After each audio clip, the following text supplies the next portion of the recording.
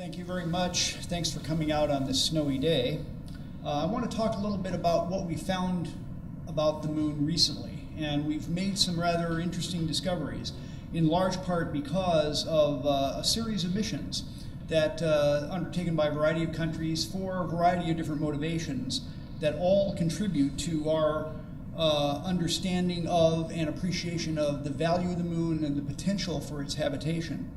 So let me start off with the big picture. Why do we care about the moon? Why is the moon important? I think the moon's important for three reasons. It's close, it's interesting, and it's useful. By close, I mean it's accessible. You can always reach the moon. There's always a launch window to it. Under normal trajectories, it's only 3 to 4 days away. By spaceflight, you can take slow boat trajectories for big cargo missions. But yet, if you got into trouble on a human mission, it was very easy to abort and return home. So the accessibility of the moon means it's easy to reach in human terms. More importantly, it means that you can remotely control robotic operations on the moon in real time, something you cannot do on Mars or asteroids or any other extraterrestrial body. So on the moon, we can place robots to do work and actually have them respond in real time for real-time control. It's interesting because the moon is an object that retains not only its own history, its own planetary history, which is an interesting story in itself, but because it orbits the Earth, it also contains the early history of the Earth. So the moon is a recorder of the Earth-Moon history, and in addition, because it has no atmosphere and global magnetic field, it records the output of the sun and the galaxy through time. So we can read that particle and molecular record that's recorded in the lunar dust. And finally, and I think this is the most important reason why we care about the moon, is it's useful. It is an enabling asset for space exploration because it has the material and energy resources we need to create new spacefaring capability. So first let's give you some basic facts about the moon. I tried to kind of prepare this for people with a variety of backgrounds so that we're all on the same page. The moon is a small object. It's only 3,800 kilometers in diameter. It has 1/6 the gravity of the Earth. It has no atmosphere. It has a hard radiation surface environment. All galactic cosmic rays, solar particle events, solar wind fluence is all impacts onto the surface, and that has some interesting consequences. The moon has no global magnetic field, so none of these particles are deflected by the magnetic field, and all these things occur at varying degrees, varying depending on latitude. Of course, at the equator, you get the maximum fluence of solar particles. At the poles, you get a much lower fluence because you're going in at an angle. It's a fairly ordinary object. It's made up of the common elements that we find on the Earth: aluminum, iron, silicon, and oxygen. In fact, oxygen is an interesting one because that's the moon 45% by weight is oxygen. So it turns out that that's a useful property.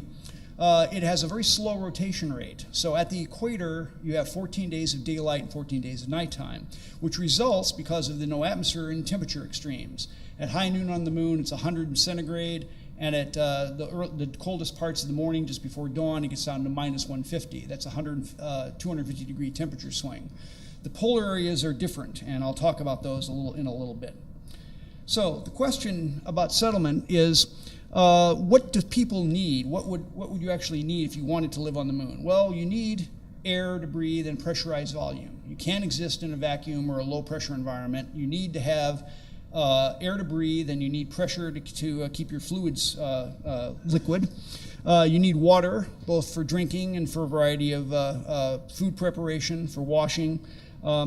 You need food, and for food is primarily a series of compounds made from the light elements, things like carbon, hydrogen, oxygen, and nitrogen, the famous CHON series.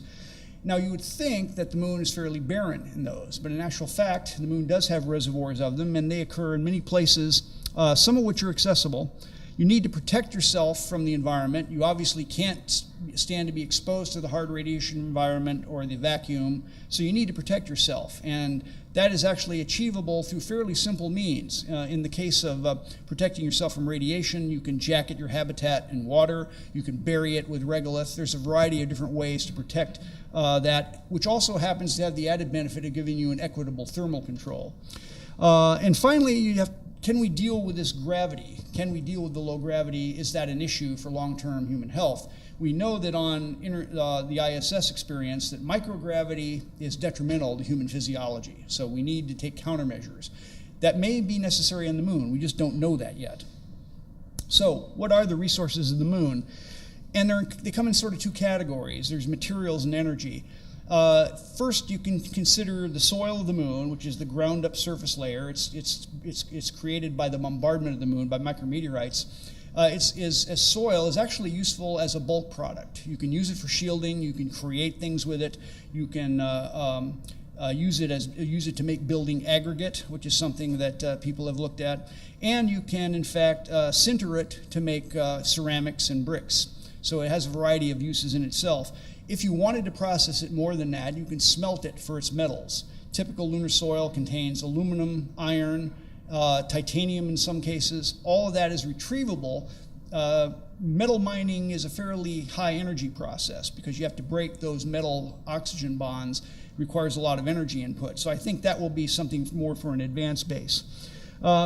The light elements, as I mentioned before, are rare, although they do occur in the lunar dust. In the typical lunar dust returned by Apollo, we have anywhere from 40 to about 100 parts per million hydrogen. Where does that come from? That hydrogen comes from the solar wind, which is physically implanted on the dust grains. Interestingly enough, when they first took soil from the moon and heated it up at about 700 degrees, they got water vapor, even though there's no hydrous mineral phases and there's no water at all in the lunar samples. What was happening? Well, it turned out when you heated the soil, that solar wind hydrogen was released and mobilized, and that reduced the metal oxides in the soil to native metal and oxygen. The oxygen then combined with the released hydrogen and it made water vapor.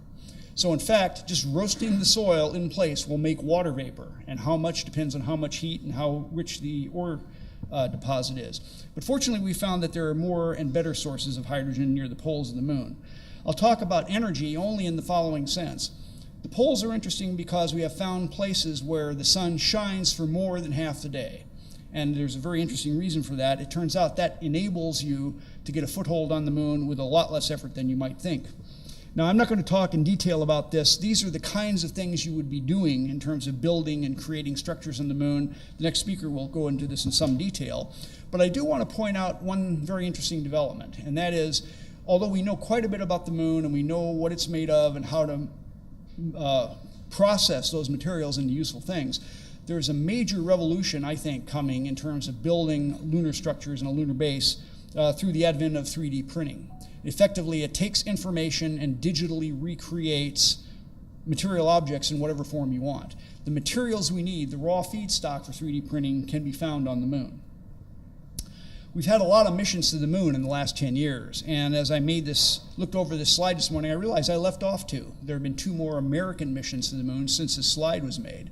There has been GRAIL, which was a gravity mapping mission a couple years ago, and the current mission, LADEE, which is looking at the lunar exosphere and the dust properties of the moon. But in effect, these missions, starting with the Smart 1 technology demo back in the early 2000s, all the way up to the currently orbiting and sending data Lunar Reconnaissance Orbiter, have totally changed our picture of the moon and the way it works. So I mentioned earlier the polar environment. What's the value of the poles? It stems from a very simple property, simple geometric property. The spin axis of the moon is perpendicular to the ecliptic plane. The inclination is 1.5 degrees. Now on Earth, the inclination is 23.5 degrees. So as the Earth orbits the sun, for 6 months, the North Pole is pointing at the sun, so it's summertime in the Northern Hemisphere. And the opposite 6 months is pointing away from the sun, and it's wintertime in the Northern Hemisphere. In the other hemisphere, the seasons are reversed. But because the moon's spin axis is perpendicular to the ecliptic, the sun is always on the horizon at the poles. Now what this means is that standing at the pole during the course of a lunar day, which is 708 hours to rotate once on its axis, I would see the sun on the horizon slowly moving around me, around the entire 360 degrees of the horizon. Sometimes it would be above the horizon, sometimes it would be below. The angular width of the sun is about 0.5 degree, so the inclination is 1.5 degrees, so it's going to go up and down above the horizon. Now that's if the moon was a perfectly smooth sphere, but of course we know that it isn't. There are holes, which means it's going to be dark, and there are peaks, which means those are going to get more sunlight than you'd think. So the question then becomes, what does that mean in terms of the environment of the poles? It turns out to have very profound consequences because that geometrical arrangement of topography results in the fact that some places on the moon are extremely cold. And in fact, we didn't know until Lunar Reconnaissance Orbiter exactly how cold they were. That coldness has some very interesting consequences. So let's look at the lighting maps. These are two lighting maps produced by LROC, the Lunar Reconnaissance Orbiter camera, which basically took a picture of the pole each time it passed over the moon over the course of an entire year. And those pictures were summed up and added together to produce this map. Now on these images, black means areas that never see the sun, and white are areas that see the sun a significant amount of time. And in fact, we can calculate from these images exactly what parts of the moon have high degrees of illumination and what parts are never illuminated. The dark areas are permanently dark, here in black. The brightest areas we found, there's no area that's in permanent sunlight, but there are areas that are in sunlight for greater than 95% of the entire year. Extended periods of sunlight, proximate to deep permanent darkness and extreme cold, is an extremely valuable place to put a lunar habitat. Why? Because the big tall pole in the tent for lunar habitation has been surviving this 14-day nighttime, which gets very cold and has a long time to live on batteries. By putting this outpost at the poles in these lit areas, not only do you have constant solar illumination to generate electricity, it's also thermally benign because the incidence of the sunning is always a few degrees, which means the surface never gets much hotter than about minus 50 centigrade. Now, in terms of temperature, these two maps show the temperature, the residual maximum temperature of every point at the lunar poles, both north and south. North is on the left, south is on the right. And I pay particular attention to colors that are greenish and cooler, green, blue, and violet. Those are the areas that are colder than 104 Kelvin, which is just 100, it's minus 173 about centigrade. Now those areas are areas where water is stable on the lunar surface. Any place that's colder than 104 Kelvin, water will be there forever. So these are called cold traps. So it means if any water molecules get into a cold trap, they can't get out again. There's no known process to physically dislodge them. So in effect, these can accumulate water over extended periods of time, and that may seem like a very slow process, and it is, but remember, we have billions of years. So you've got a process adding water molecule by molecule over billions of years. Over time, that adds up to a substantial amount. Now, in particular, the research I've been doing, I have two experiments. One I had on the Indian Chandrayaan-1 mission, and then I have an additional one on the current LRO mission, is an imaging radar. Now, unlike cameras and other sensors that basically sense the passive radiation of the moon, we are active sensors. We illuminate the dark areas near the poles, and we analyze the backscatter reflections. And so what we're looking for is a signature in the diffuse backscatter that indicates a compositional difference. Now, the way this works in radar is, typically, radar will send out a polarized signal. If you get an inverse polarized signal in reception, that's called a simple specular reflection. It's like off of a mirror. But in addition to the specular reflections, you get diffuse reflections. Now, typically on the moon, you get the opposite sense from what you transmitted. You may transmit right circular polarized, you get left circular polarized back.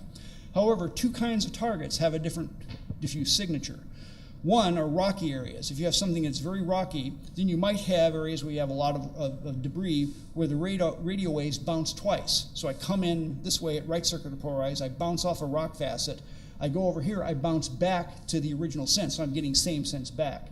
That can generate high CPR. The other thing that can generate high circular polarization ratio is the presence of ice. And the reason that happens is two effects. One, ice is transparent to radio, so you get deep penetration and multiple scattering, just like you would with a rocky field. But in addition to that, when you're looking at zero phase, you get an interferometric enhancement called coherent backscatter.